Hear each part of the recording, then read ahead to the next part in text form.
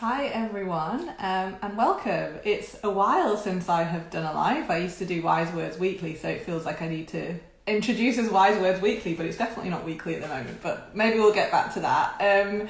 So today I am really excited. I am going to be talking to Zoe McKenna, who is a mindset coach and YouTuber. She has grown a really great following on YouTube, and we're going to talk about the power of video. We're going to talk about how it can be used to form deeper connections with your audience. We're going to talk about how it can be used to attract leads as a kind of automated lead generating system. So there's so much around it. I have been using YouTube since the beginning of the year. So I've been kind of regularly, every week-ish, I have been posting a new video on YouTube and just kind of feeling it out. The reason I love it is because there's longevity in the content. So if I create a video for Instagram, for example, I know it's on the feed, and yes, it is in my hi Zoe, she's just joined, so I'm just going to allow her in a minute. I just love that the video has longevity on YouTube. I love that it can be there, someone can find it for years and years to come, whereas with video content on the social channels, it can be a kind of short-lived. So let me just let Zoe in. Of using YouTube, so there's a lot, it's a huge search engine. So Zoe's going to talk a bit about that. Hi Zoe. Hi.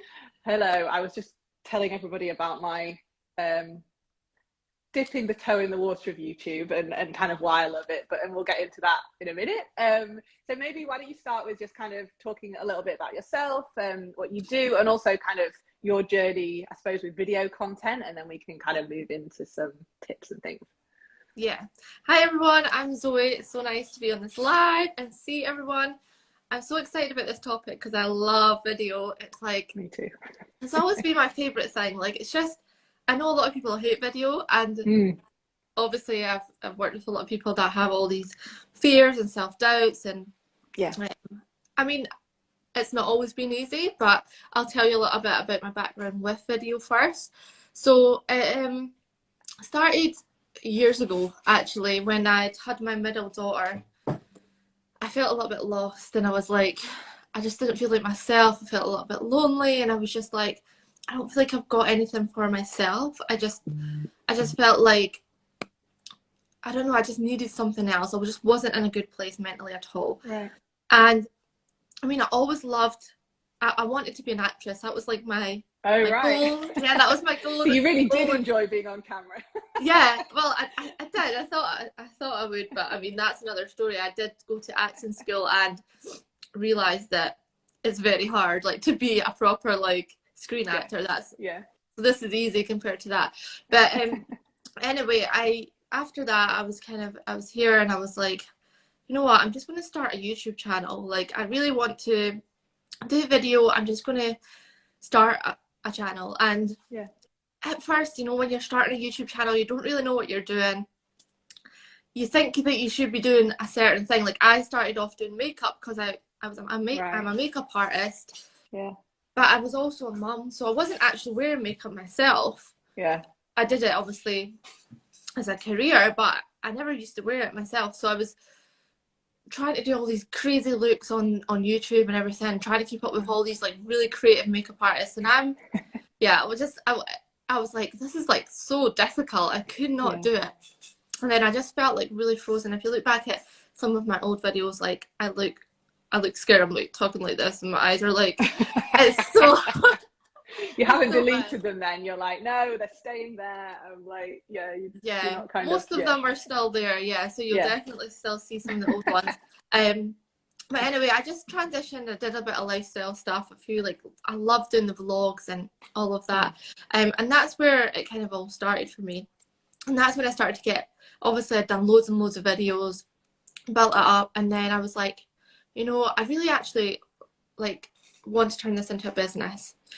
I have a business, I have a brick and mortar business, I have a hair and beauty salon now, and I was like, I really want to turn this video content into an actual business. I was learning all these new things, and that's what I absolutely love about YouTube. You can learn so many good things that you just can't learn, like, on Instagram or short term TikTok. They're good for just I feel like TikTok and Instagram are good just as a procrastination tool to like come on and like, I mean, you do learn bits, like you can learn wee bits, but I think if you ask anyone what they've learned from scrolling in the past 20 minutes, they maybe tell you like one little thing. You know, they're not going to have told you that they've learned anything proper. Whereas on YouTube, you can actually really learn as if you're in a learning environment, as if you're in like, if you're going to college or if you're doing a course or whatever, because the content is so much longer, you can take away a lot more substance from these videos. Yeah. So that's why I loved it. I just felt like I was learning a lot from it. So now I can help other people and share my knowledge, and I was getting loads of good feedback from some of the business videos that I created. A couple of them went a bit viral. So now I'm at kind of my channel. I mean, it's not a huge channel. I've got over 1 million views and about maybe 9,000, almost 9,000 subscribers, which is like, I never thought I would get there. You know, when you start a YouTube channel, it's so slow. It's like, how do you even get to your first 100 subscribers? Yeah. That's where I'm at. Yeah, it's like, I think I've got 25 and I'm like, yeah, I know. It's like, I felt like, how, even when I seen people at 8,000 subscribers, I was like, wow, like, how did they get there? Like, that's so much. Yeah. But now that I got there, I'm like, oh, like, it does work. Like, you do get there, but you just can't see that, you know, when you're first starting. But there are processes and strategies, and obviously we can dive into little things later on. So I think the fact that you started doing kind of makeup tutorials and stuff, people can really see how that kind of content lends itself really well to video. Obviously people then would use YouTube, and now you're finding people using Instagram and TikTok and doing all these tutorials. So the predominant number of people listening to this are going to be kind of service businesses, let's say, like coaches, designers, maybe more copywriters, that kind of thing. What do you feel like a content strategy should be for people that don't have that like obvious tutorial type content? What do you find works really well? Because you've obviously switched from doing that to now talking from a more kind of coaching angle on YouTube. So like, what do you find works really well in terms of content for those kind of people that don't have that tutorial content to put up? Well, it's actually a brilliant platform for those type of people, because most of the people go on YouTube for education. I mean, there is the entertainment side of it, but most of the people do want to go for education. So if you're a business or a service provider, like, you have so much knowledge and things that you have to offer. So I feel like you should definitely get onto YouTube, because, as I said before, like, you can only show so much of your value on these short form platforms. And actually YouTube is just growing and growing. It's the second biggest search engine in the world. It's owned by Google. Obviously Google's first, and then there's YouTube. So it's a search engine. It's all optimized for you. You can basically get to the top of Google for free, you know? If your YouTube video comes under a search, they're putting videos above actual blogs and stuff now. So if you've got that optimized for SEO and everything, like, ready, it's searchable for whatever it is, whether you're a copywriter, say, whether you're teaching copywriting tips and tricks, you know, like what you do in your videos, but just elaborating a little bit more. People kind of think, oh, I don't have that much to say, or I don't want to give too much away. But like, honestly, you can't give too much away. I believe you can't give too much away, because I've watched YouTube videos over and over, and they've gave everything, and it's been amazing, and I've still bought their courses. Because you're buying the step by step, like the process, and you're buying the accountability, and you're buying the community. You're not just like, it would take you so long to go through all the YouTube videos, try and piece it together, and you still can't work that out really in your head. But you're still getting really good value, and you're seeing, like, you are now going to be the authority.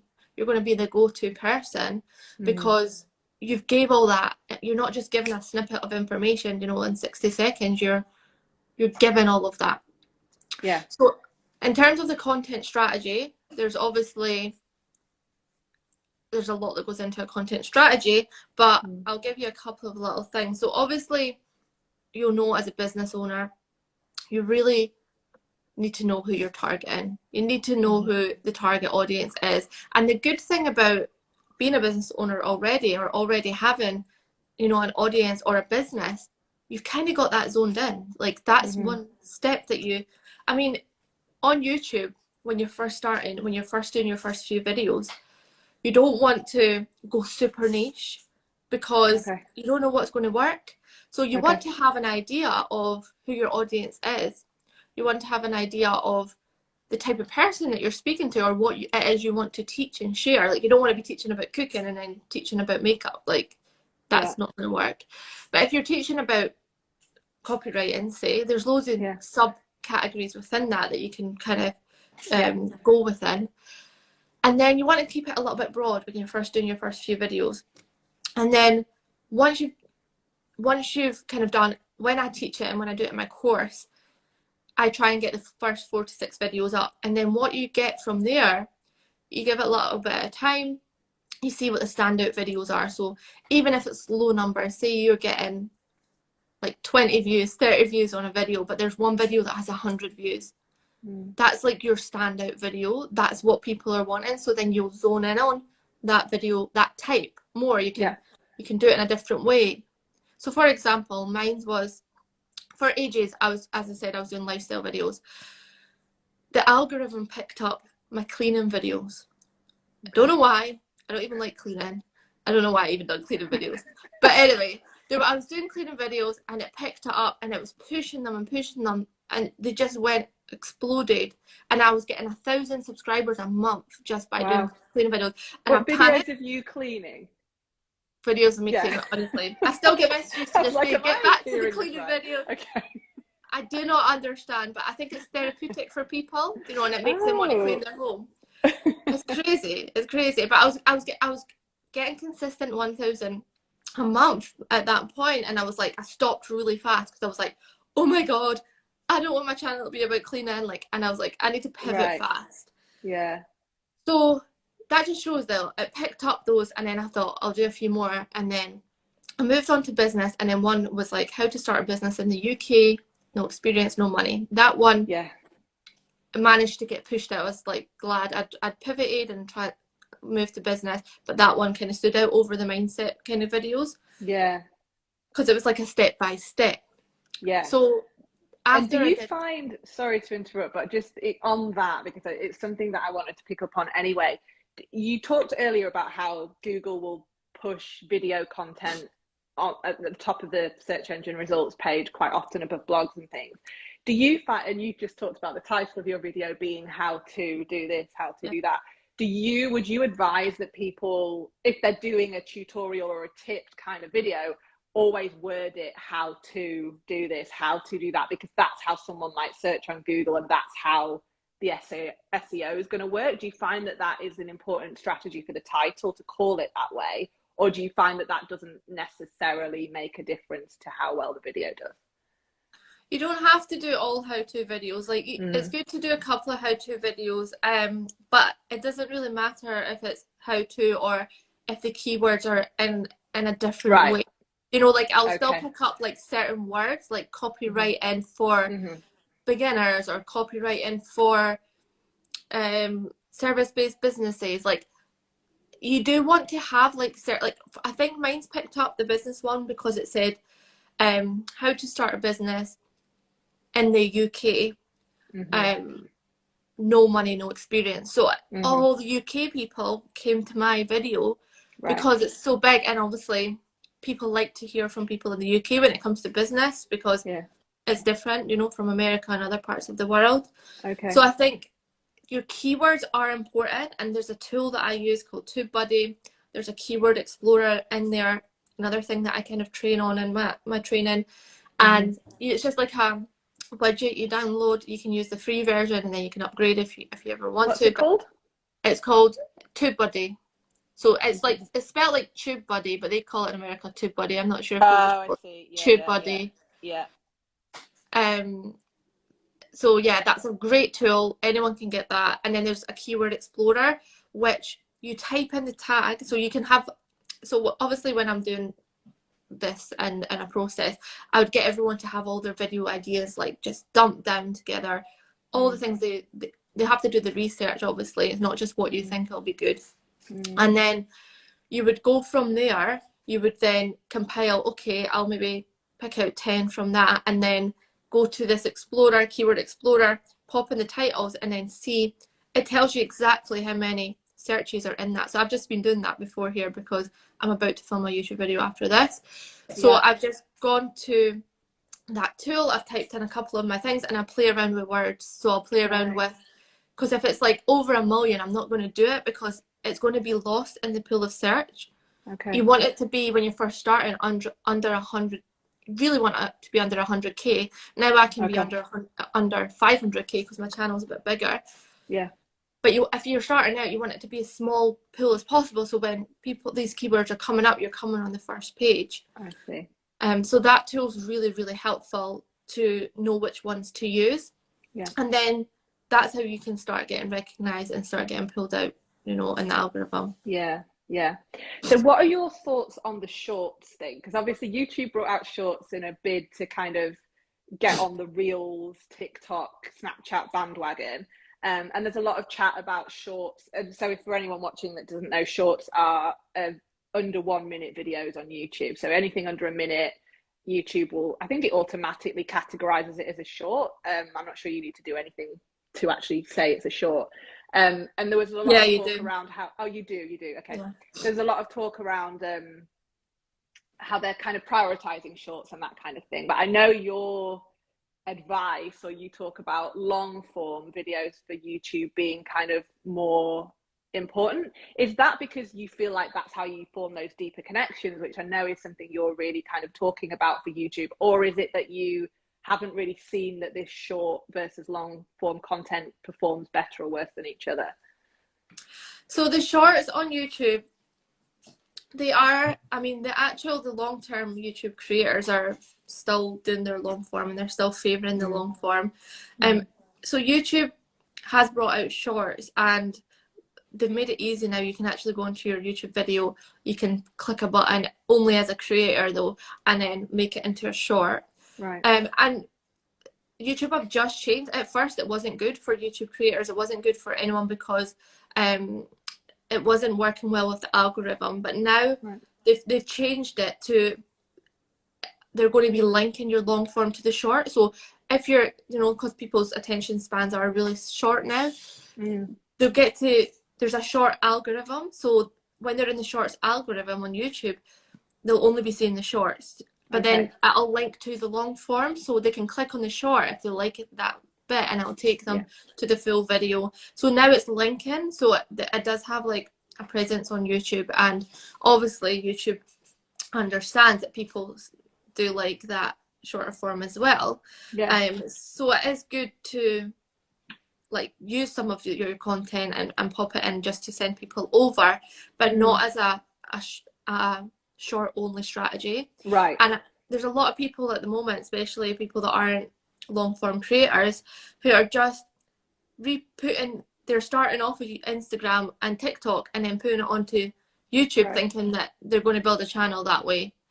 And it's not really the best strategy, especially as a business owner. It's fine if you're doing it for fun, or you're just maybe wanting to get some more views, but as a business owner, we don't really care about the views on YouTube. It's not about the subscribers. It's not about, obviously you want to build a community, you do want to get the subscribers up, but we don't need thousands of people. We need the right people.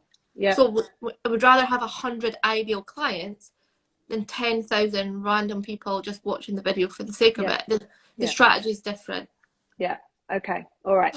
Okay. Which brings me to my next point quite nicely. So, as business owners, we have a lot of platforms to contend with. And I know we talked earlier about people are like, not video, I hate video. And we're obviously posting on Instagram, and we've probably just got our head around Reels. And now we're like, oh, should we go on TikTok? And then we're starting to think about video there. And then we throw YouTube into the equation. Now, I'm a big fan of YouTube because I was talking about this before you joined, just like the idea that the content has longevity. It really appeals to me, because I'm kind of like, okay, someone can still find my video 5 years on, whereas in Instagram that doesn't happen. And also the SEO things that we talked about before. But as business owners, we don't want to add another platform to our list of stuff we have to post on or stuff we have to create content for without kind of knowing, all right, so what's the goal? How do we get someone off YouTube into our email list or off YouTube and buying our course? Do you have any kind of tips, just like really quick tips for when you're creating a video to help people, move people off that platform and into your world where you can kind of convert them more easily into clients and things? Yeah, and this is a really good point, because this is what I teach within my course. It's all about converting people. It's not just about doing a YouTube video to get some views. It's all about how we can attract and then convert. So as a business owner, you're obviously, the goal on YouTube is not to sell. Like, you cannot go on YouTube and start selling your products like you do on Instagram. It's they don't like it.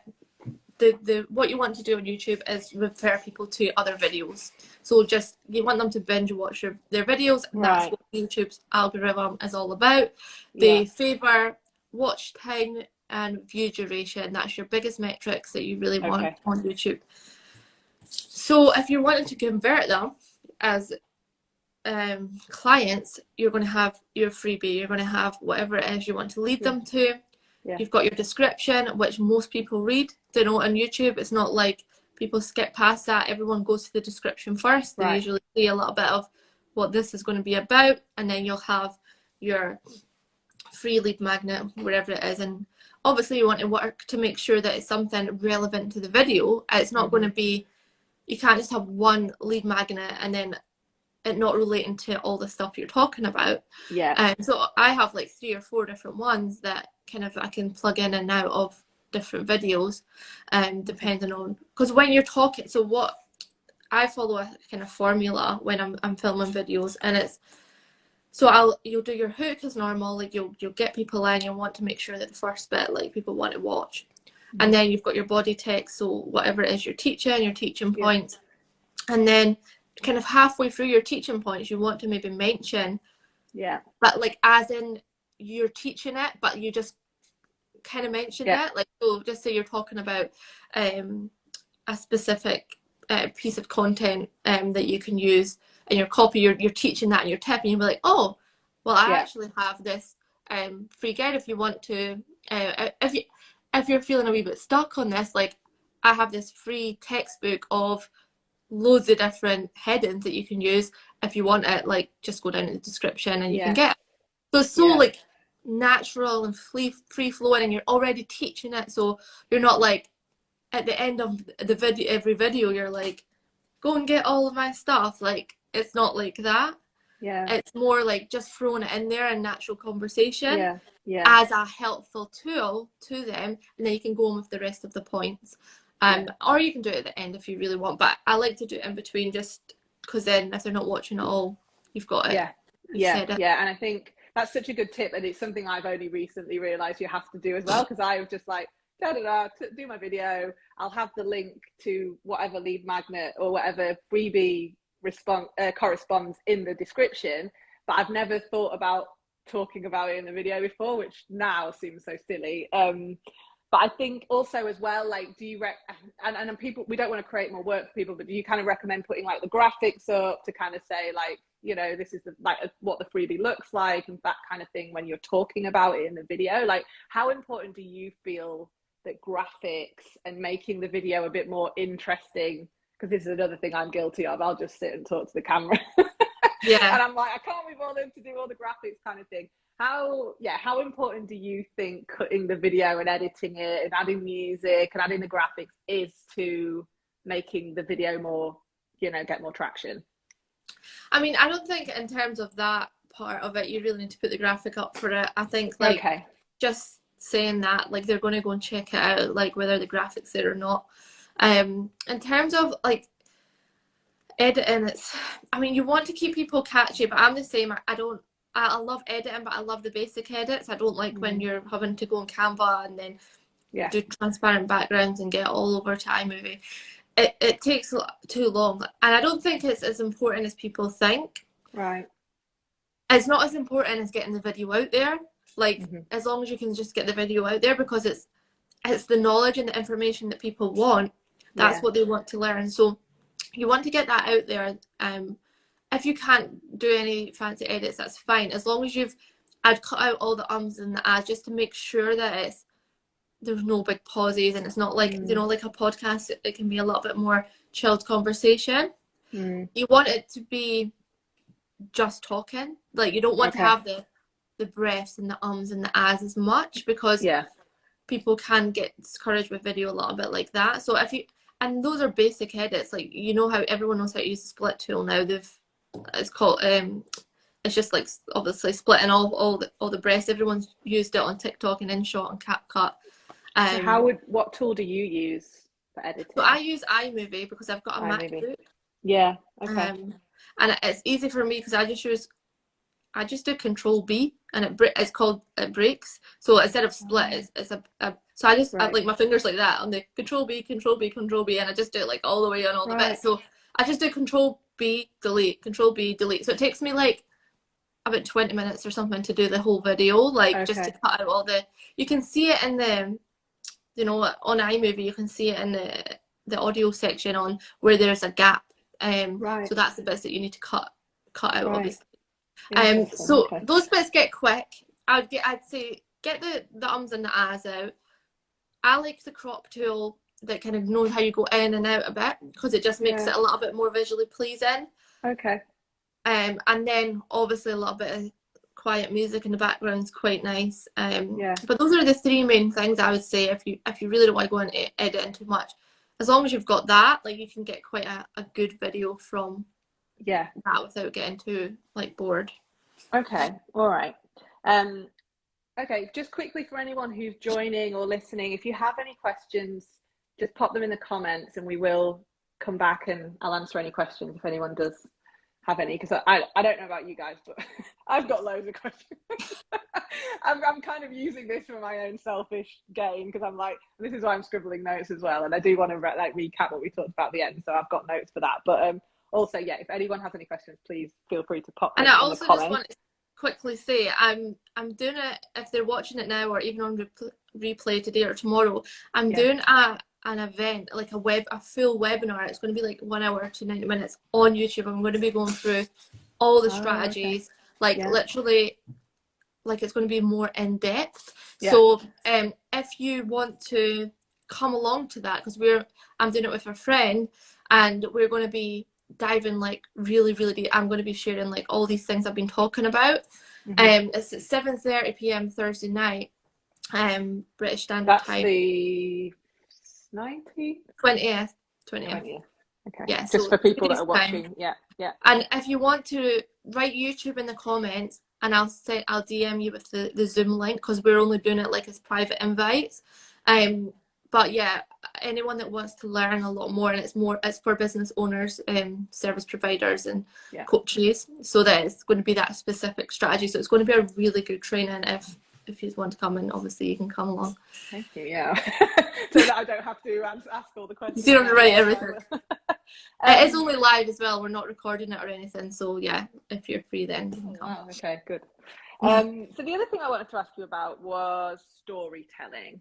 And I know that's another thing you cover in your course, and you might cover in the webinar. So what are your tips for using video for storytelling?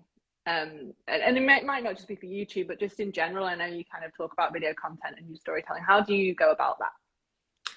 I think storytelling is one of the best things that you can do, even on video. Like, it's obviously you can use it in your content. You probably use it a lot in your content.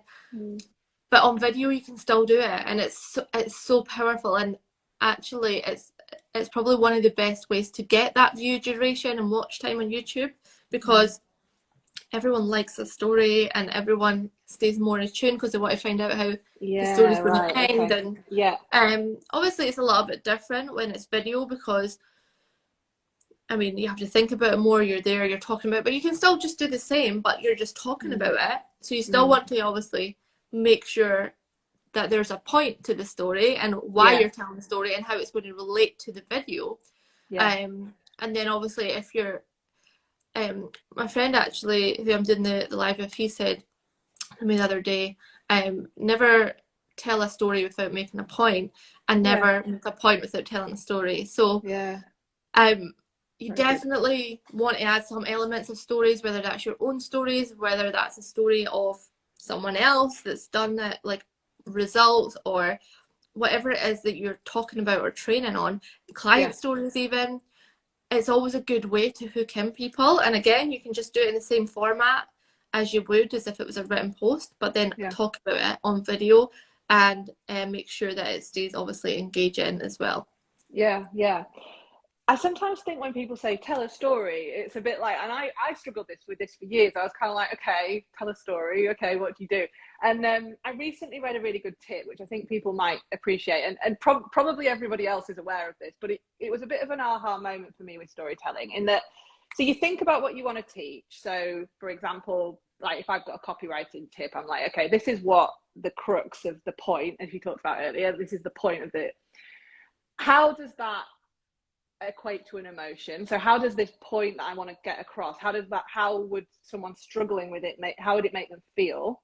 So say they feel overwhelmed at the moment, and this copywriting tip I'm going to teach them helps overcome the overwhelm. And then you try and think of a story in your life where you have felt overwhelmed by something. It could be anything in the whole, where you felt overwhelmed or where your client has felt overwhelmed. And that's your story. So that's where you start. And then that's how you hook it into the tip you've got. So my tip for storytelling, if anyone is like thinking, how do you do it, is to, like I said, think about the point you want to get across and equate it to an emotion. So whether that's, like we said, overwhelm, whether it's fear, whether it's frustration, it could be a happy emotion even. It could be like relief or anything. And then think of a time in your life when you have felt that emotion. And that's your story. So that hopefully that makes sense. But that for me was a real big turning point. I was like, what? Yes, everybody's talking about storytelling, but how do you actually come up with a story? Like, how do you, with all the memories you've got of your life, like how do you come up with it? So that really helped me, and hopefully that helps other people that are listening, like to actually come up with a little formula or a little practical way of equating of the story you've got to the point you want to make. Yeah, I love that. I love that you pull the emotion first and then you take and then put it to the story, because it's so much easier to think of a story when you think of the because that's how you remember stuff, right? You equate it to an emotion. So if you do that, it's so much easier then to think of a time in your life where you felt like that. So I think that was really a useful when I read that. And what I've been doing recently, just to add to that, if you think, oh, I can't think of any stories, or I don't have any stories, like start like journaling out some stories in your life. I've started kind of writing a book, and I just like not in a deadline or anything, just as something as a hobby to do at the moment. So and once I started writing, and it's just like writing, all these stories have came out of me that I didn't even know were a story, and it's just like moments in my life where, like as I said before, when I was at acting school, when I went to go for an audition and I was feeling really nervous, and then I pulled that story out too, because it's the Fearless Female, which is my podcast. So that it's all about like how our fears can kind of dictate our life, and if we can embrace and manage our fears, like then we could literally do anything in the world. So that was a moment in my life where I was so fearful. I was actually so nervous. I was at the toilet, when you get so like scared, and I was like all these things, and I was like, so I started pulling out a story, and then before I knew it, I had about 10 stories, and I was like, now I can use that in like my content. If you're not writing a book, just write it on a bit of a Google Doc. Just start thinking of emotions and start writing stories, just so you have a little bank of stories. And that's your personal brand as well. Yeah, definitely. I love that tip. And I think the more you do it, the more it's like the I can never describe it, but the part of your brain where vernacular activating system, where you start noticing things because you're aware of it. So then in your everyday life, the more you get used to doing that, the more you'll be like, oh, that would make a good story, or oh yeah, I should write that down, because you just become more aware of it and it becomes easier. So I love that tip as well. Okay, so I'm going to sum up what we've talked about. If anyone has any questions, obviously jot them, or you can DM myself or Zoe.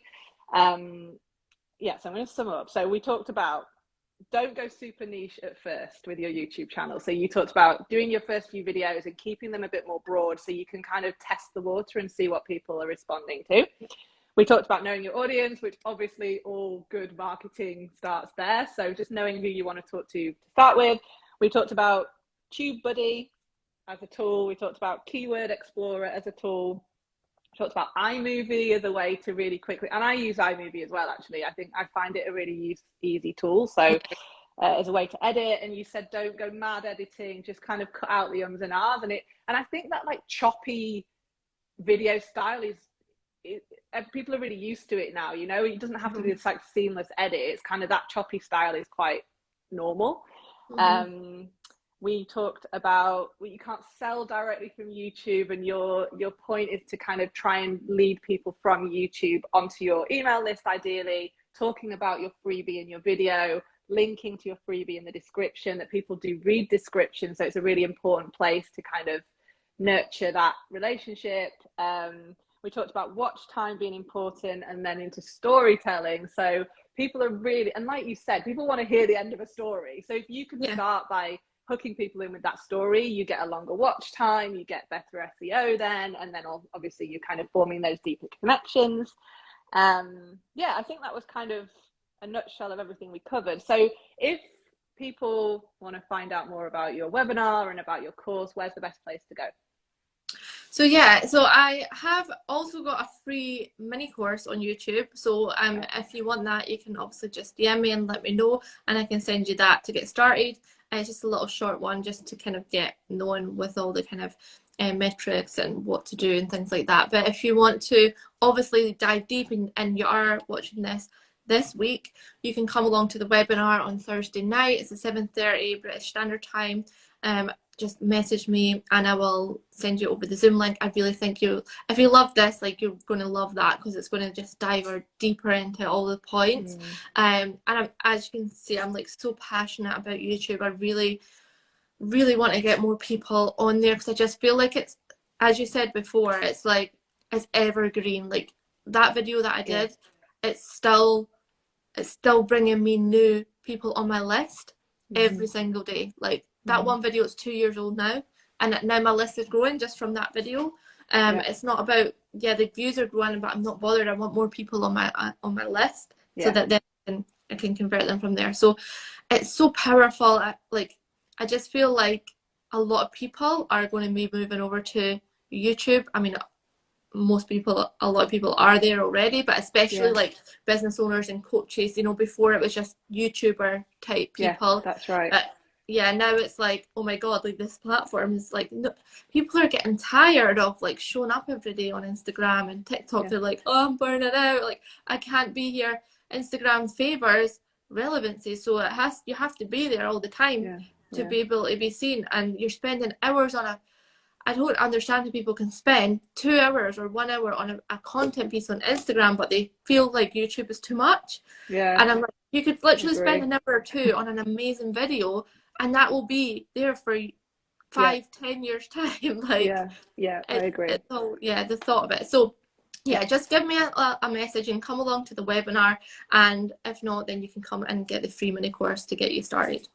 Okay, perfect. Thank you. Thanks. I really enjoyed this. Like I said, this was me with all my notes before. I was like, I want to ask Zoe this, and I want to ask her this. So it was a little bit of a selfish chat, but no, I know that so many people are really intrigued by this, and I think you're absolutely right. People are getting Instagram fatigue, TikTok fatigue, not seeing people converting. People, I think like 20% of your list see your content, not even that. I don't know what it is, but for me, it's a no-brainer. Like, spend the time creating a video that's going to sit there for years and years and years and keep bringing you leads, rather than spending an hour on a video on Instagram that is just going to be scrolled past, or even if someone does stop, it's then gone like a few hours later. So I agree, it's a no-brainer. Thank you so much, Zoe. And obviously, if anyone has any questions for either of us, send a DM.